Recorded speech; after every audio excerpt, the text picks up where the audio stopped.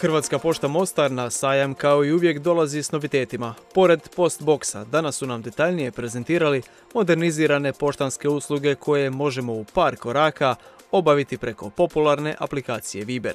Pozdrav gledateljima, nastojimo uvijek pratiti trendove. Hrvatska pošta Mostar uvijek je dostupna korisnicima i pokušavamo preko svih kanala biti tu za njih i da smo dostupniji i da je sve vrlo jednostavnije za komunikaciju.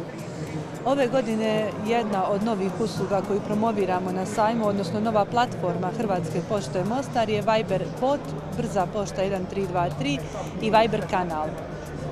Radi se o poslovnom kanalu putem kojega ćemo obavještavati korisnike o novim promocijama, uslugama, moći će nas pratiti za više savjeta o poslovanju. Što se tiče Viber bota, to je jedna usluga za novije generacije, naravno i za nas koji smo updateani, gdje ćete moći putem Vibera naručiti brzu poštu za fizičke osobe, prvenstveno za ljude koji nemaju često tu potrebu, da ne moraju zvati i pisati mailove i to im stvara probleme.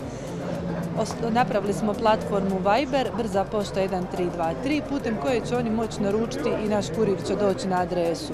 Putem Viber bota moći će pratiti svoju pošiljku, pratiti naše poštanske urede, prijaviti eventualnu štetu na pošiljci, imaju dostupna najčešća pitanja i još mnogo stvari koje korisnici mogu naći na Viber botu.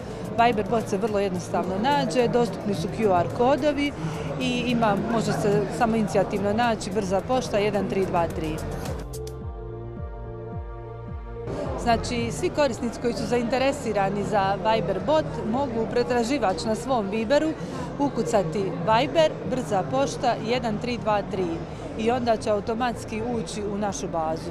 Podsjećamo, na sajmu će se održati i proglašenje najljepše poštanske marke iz 2023. godine, te izvlačenje dobitnika nagradne igre Sjajne nagrade Osvoji najljepšu marku odvoji.